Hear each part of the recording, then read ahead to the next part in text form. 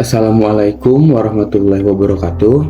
Perkenalkan, nama saya Salman dengan NIM 1124 11453. Saya di sini akan membahas tentang mini project yang telah saya buat, yaitu menganalisis laporan keuangan UMKM pada telur gulung dengan periode bulan Januari sampai dengan bulan Maret, yaitu 3 bulan.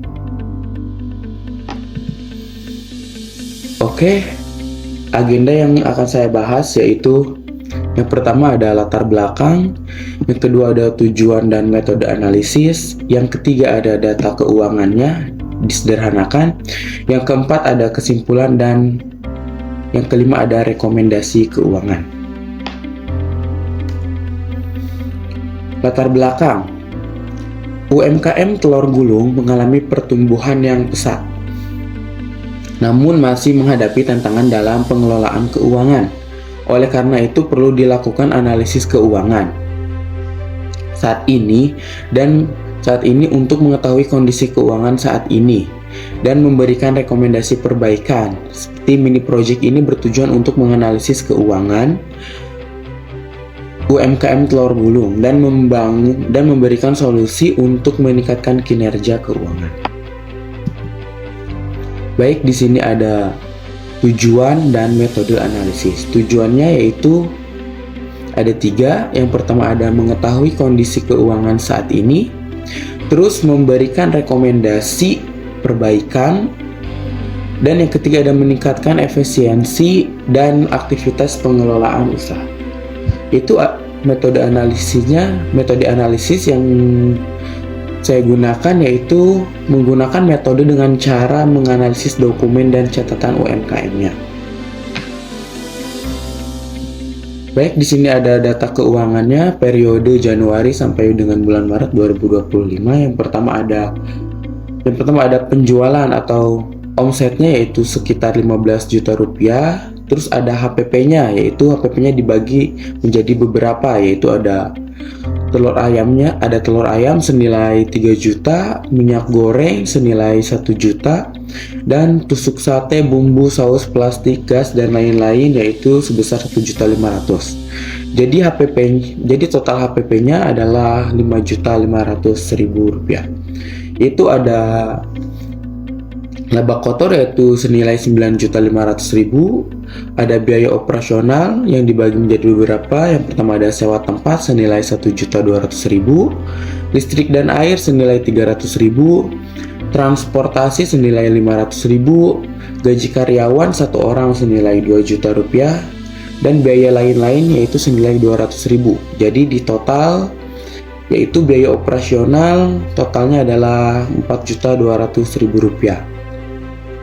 Terus ada laba bersihnya yaitu senilai 5.300.000 rupiah. Itu tadi mendapatkan laba kotor didapat dari mana, yaitu didapat dari penjualan dikurangi dengan HPP, 15 juta dikurangi 5.500.000, totalnya adalah 9.500.000, itu untuk laba kotor.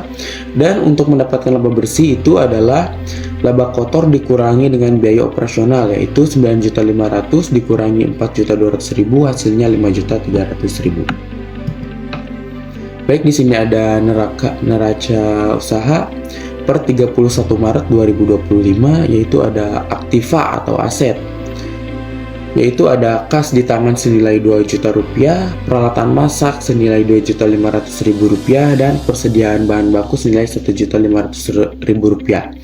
Jadi total aktifanya yaitu 6 juta rupiah.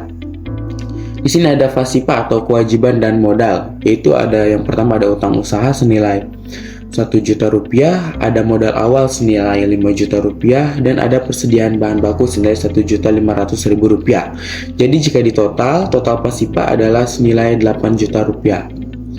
Nah, di bagian sini ada catatan yaitu sebagian laba masih berbentuk kas dan bahan baku, selisih karena belum disesuaikan secara penuh.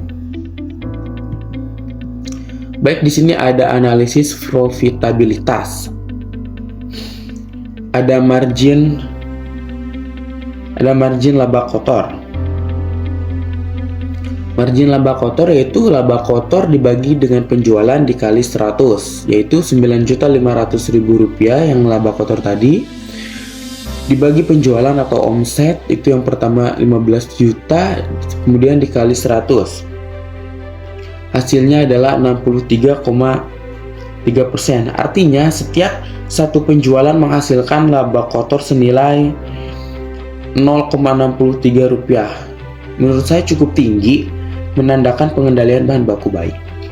Di sini ada margin laba bersih, yaitu laba bersih dibagi penjualan dikali 100, yaitu Rp5.300.000, yaitu yang laba bersih yang tadi, terus dibagi dengan penjualan senilai atau omset Rp15 juta dikali 100, hasilnya 35,3%. Menurut saya sangat baik ya untuk usaha jajanan kaki lima, artinya usaha efisien dalam operasional. Baik, di sini ada analisis lainnya, yaitu analisis likuiditas.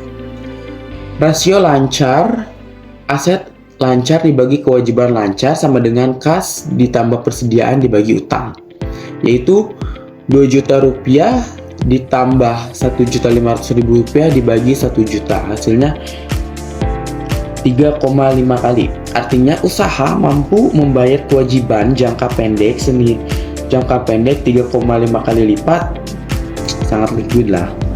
Yaitu ada analisis efisiensi.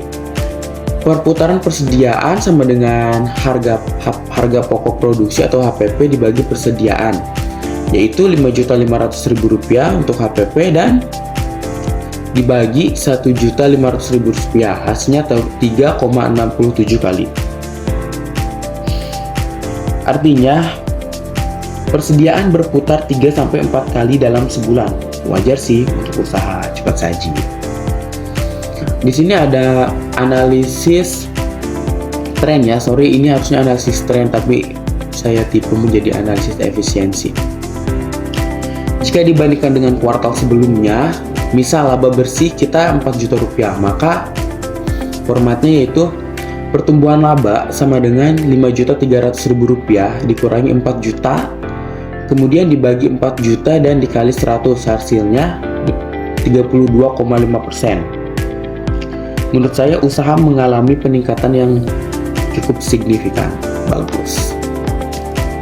Di sini ada kesimpulannya, yaitu usaha telur gulung memiliki profit yang tinggi dan liquid yang sangat baik. Struktur biaya masih efisien dan omset meningkat stabil. Dapat dipertimbangkan untuk menambah varian baru atau melakukan inovasi untuk menambah omset, yaitu misal dengan cara menambah varian, yaitu telur sosis lah, telur mozzarella dan lain-lain agar omset meningkat. Terus di sini ada rekomendasi keuangan yang bagus, yaitu disarankan membuat pembukuan rutin bulanan dan mulai menggunakan aplikasi akuntansi sederhana atau software akuntansi sederhana. Contohnya buku warung, Siapik, atau Excel. Baik, cukup sekian yang dapat saya bahas. Selebihnya mohon maaf apabila ada kekurangan. Wassalamualaikum warahmatullahi wabarakatuh.